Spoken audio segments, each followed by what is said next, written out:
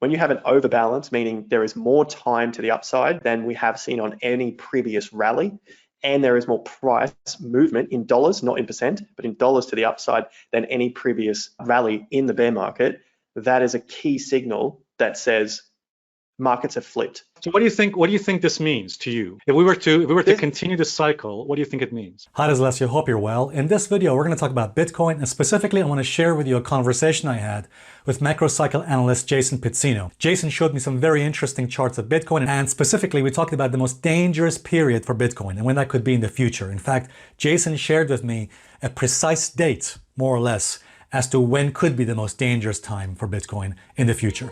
All right, guys, join me.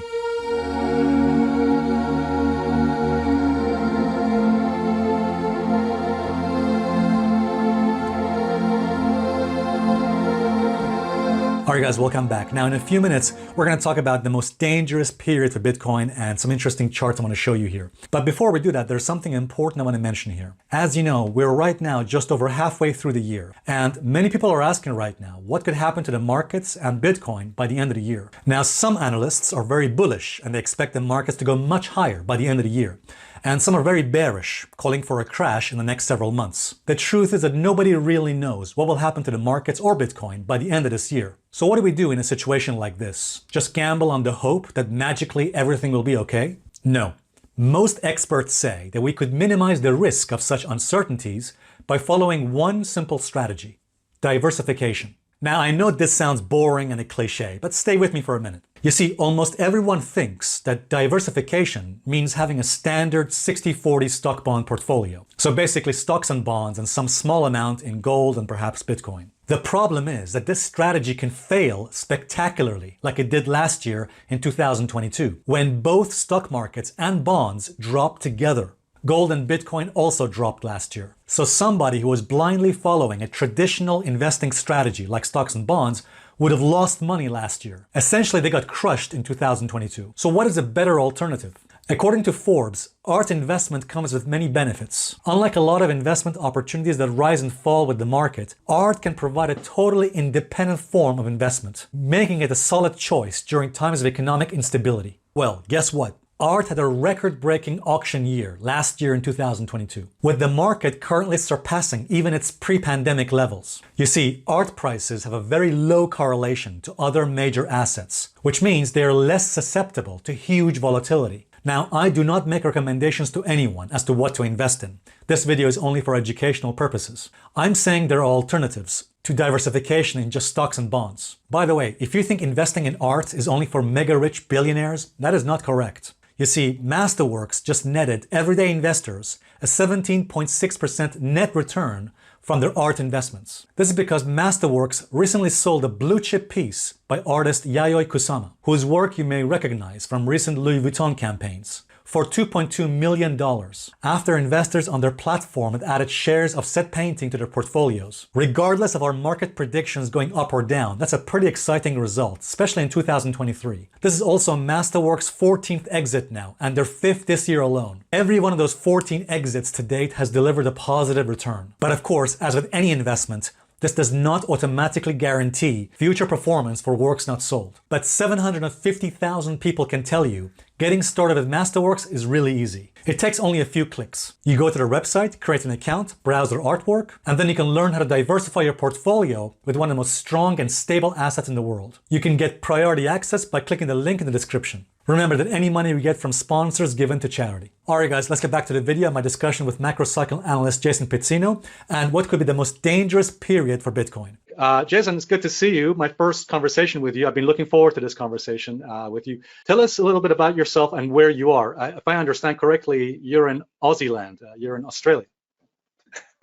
I was. Oh, you were? It took so long. Yeah, it took us a while to get to this interview point.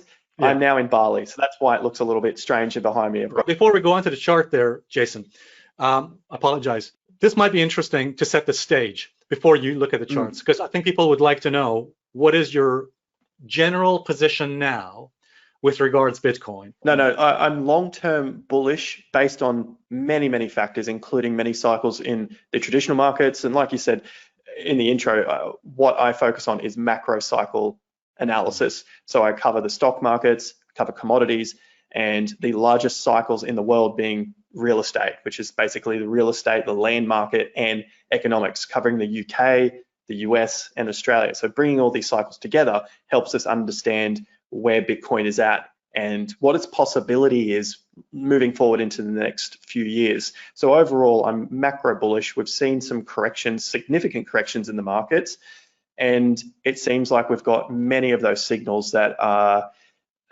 basically undeniably bullish now, that the market is heading up and we're not going to see a new low in Bitcoin, a new low in the stock markets, a new low in real estate either. Maybe commercial, we'll leave that aside, just talking about residential here and land for the major markets. But yeah, I mean, overall, that's essentially my position on the markets. And obviously I'll have a look at some of the charts now with you. Yeah, let's go with it. All right, so we've got the first one. I'll just start off nice and easy with some of these charts. Primarily, I focus on Wyckoff analysis and Gann analysis. So starting with a nice simple chart, I'm going to get into Gann and Wyckoff in a moment, but this one is just the MVRV. Many may have seen it, but essentially it just shows when the Bitcoin price is at these low points, the low point of the cycle, this reading drops into the green zone. So this essentially is like a buy zone, and it comes around once every 3 to 4 years. Like you can see here, back in 2015, it lasted for about 12 months into 2016. And then once it leaves the green zone, that's it. You don't get another buy the bottom opportunity until the next cycle, which is typically has been a higher price. And so we've just seen that now, and we've seen Bitcoin leave the green zone. And even though we've had some prices come back down to similar prices to where they were in the green zone, so you can see here, the price was around 23,000, 24,000, and just a few weeks ago, we got it to 24,700.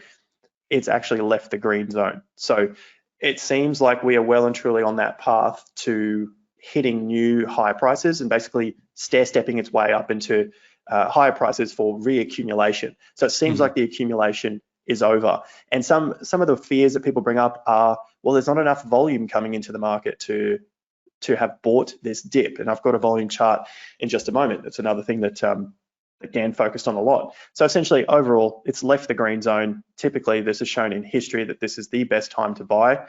And once it leaves, that's the end. You don't get another chance to buy Bitcoin at these prices. So you're saying, just looking at this chart, are you saying there's never been, so far from the beginning of Bitcoin, this particular chart has, as in this particular analysis or data, has had 100% win rate whenever the criteria has been met? It's had 100% hit rate. However, some of them are going to be at a higher price. So, you know, if I zoom right into 2014, you can see that it dropped into the green zone, bounced back out, and then back in. So it depends on what you consider as a reasonable price to buy. At the time, $300 would have been too high to buy Bitcoin because it went down to $200. But you know, when you look forward a couple of years, it's really not that bad to be buying at 300 or 200. And so but you have a yellow line, don't you? You have a yellow line. Is that supposed to be a threshold? That 0.5 midline you have there on the chart? Yes, you got it. I look at that as a filter. So the price has to drop back down into the green zone, hit the 50% or the 0.5 as a filter for it to be the start of that new bull. And only one time, way back at the beginning, which I think happened because there's not enough data in the chart. So back in 2011, it hit the green zone, touched the 0.5, and then back into the green zone at lower prices. So instead of buying at $7, you could have bought at $2 for BTC all the way back in 2011. But yeah, that's my filter there, that 0.5, the yellow line there. When it does that, it typically never comes back. The only other time was a black swan event with a COVID crash. And I don't rely on black swan events to come up every couple of years. So, yes, exactly. You know, all right, so on to Wyckoff, because like I said, this gets a slightly more technical, but you can start to understand where the accumulation occurs. So this was quite popular last year. Everyone was sort of looking at Wyckoff. They're also looking at the Wyckoff schematic for the distribution, the end stage of the cycle. And just looking at it in terms of an accumulation stage, I've gone ahead and labeled a few of these, I guess, points on the chart, looking at preliminary supplies. The SC is the selling climax, and then you have tests and trading ranges. So not to do like a full-blown lesson on Wyckoff, essentially, from what we can see, using what Wyckoff left us, that information, it looks like we are well and truly through each of these phases of an accumulation. And it looks like we're in phase D now, where we've broken out of these yellow lines, which are the trading ranges, and put in our last points of supply, so LPS. Basically, that is the last point of supply of Bitcoin, and now we've bounced out and broken through the trading ranges. We're potentially in this phase D, heading towards phase E, which is basically the markup. So all the supply has been absorbed. That's what Wyckoff focused on. He understood what the smart money, what they were doing and how they were manipulating the market and how you could see it on a chart, and you would factor in volume as well to see what they were doing.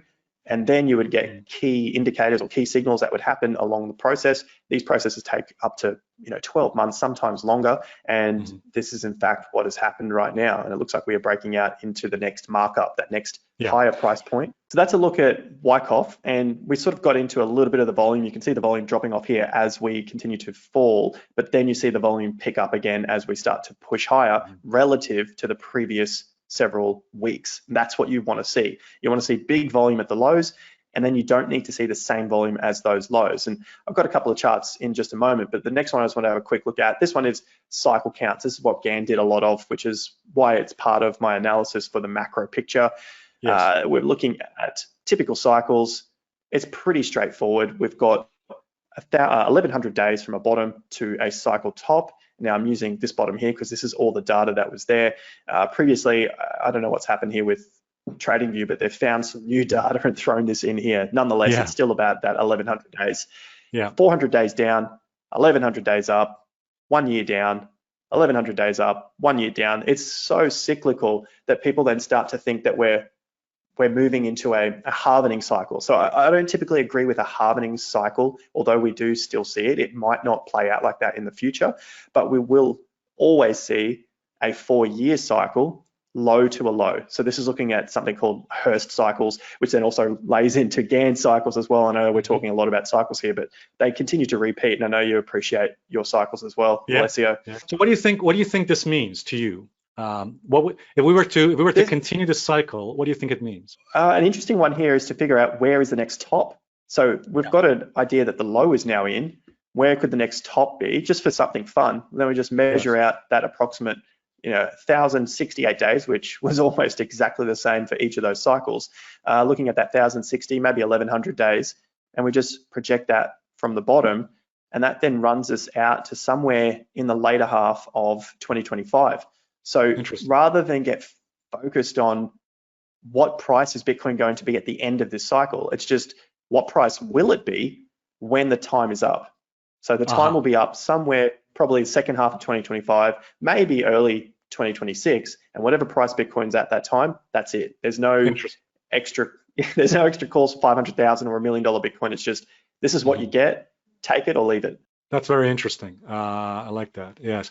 And is there another chart? Yeah, so we've got a look at the volume. So this is something that Gann was quite big on, along with these cycles and these swings, just looking at the volume and how the bottoms came in. So I was talking about this a lot on YouTube, just looking at the lows forming into the market. The June 2022 low, that was at 17.5. Looking at this most likely being the bottom, we got a slightly lower low, and then the market quickly bounced away from that point in January.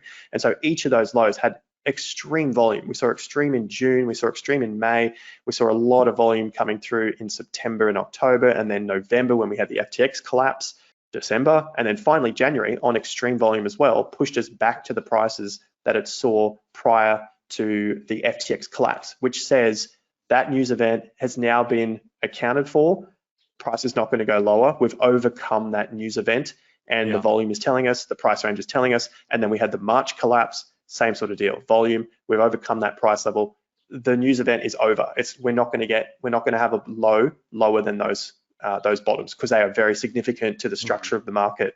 Yeah, that's really interesting. Thanks very much, Jason. I find that really fascinating. Is it your view, therefore? I mean, I guess one way to look at the charts you've shown to us is that are you of the view that this rally we're seeing in Bitcoin from the lows of last year? Now, I've remained bullish on Bitcoin primarily since the beginning of this year. I would say even as far as back as December, but really from the beginning of this year, I've remained bullish, and that seems to be also your view as well. There's a lot of people out there, I'm sure you know this, there are some analysts out there who consider this rally in Bitcoin to be a bear market rally. In other words, a fake rally or whatever you want to call it. Mm-hmm. Why are you not of the view this is a bear market rally, which many people out there, not me personally, but there are some people out there who say this is a bear market rally in Bitcoin? Why are you not agreeing with them? Good questions. It's not that I'm not agreeing with them. It's just that the data does not show that it's a bear market rally.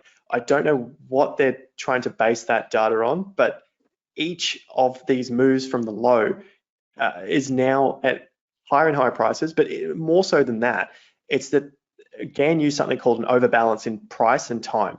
Yeah. So when you have an overbalance, meaning there is more time to the upside than we have seen on any previous rally, and there is more price movement in dollars, not in percent, but in dollars to the upside than any previous rally in the bear market, that is a key signal that says markets have flipped. So we saw that. We've seen an overbalance in price and time, more time up. That just naturally says more investors are interested and the sentiment has shifted. It's broken a logarithmic downtrend. That's typically a big signal.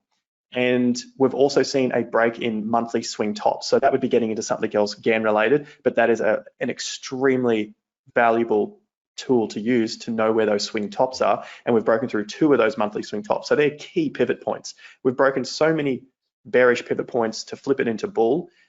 It's no longer a bear market rally. This is the start of a new bull market. There's not really any other way to deny it at this stage, except if the market, something fundamentally broke down in Bitcoin and it took out that low that you said in June, 24,750, then something fundamentally is wrong. So you can't be wishing and hoping for a dip opportunity under that price because it's going to go lower. If it breaks that, it's going to go lower. It'll break 19.5, it'll break 15.5. Yeah, I agree with that. I think that's a good point you make, and keeping it simple like that. But look, guys, please make sure you check out Jason Pizzino's YouTube channel on Jason Pizzino. I'll put the link for you guys in the description. Do check it out and also subscribe to his channel. I'll put that in the description so you can go ahead and tell us a little bit about what kind of videos you cover there on your channel. Is it about Bitcoin and crypto mostly? Yeah, a lot to do with Bitcoin and the macro cycle. I do get into cryptocurrencies when the time is right. I'm not someone that's just going to be buying up all these dips on cryptos because a lot of them end up going to zero. You and I have been around for at least 2 cycles now. You see the same thing. And the macro, the other thing I cover is the macro environment. So I look at real estate and economic cycle. It typically lasts about 18 to 20 years. And I follow that with the stock markets and with commodities, because that essentially is what underpins our entire global economy, US, UK, Australia. So understanding that helps us stay ahead, have our edge, and get out at the right times and hopefully buy up at those lows as well. So that's what I cover on the channel. That's great. Thanks very much, Jason. Cheers. Yeah. Thanks again, Alessio. Loved it. Thanks, mate.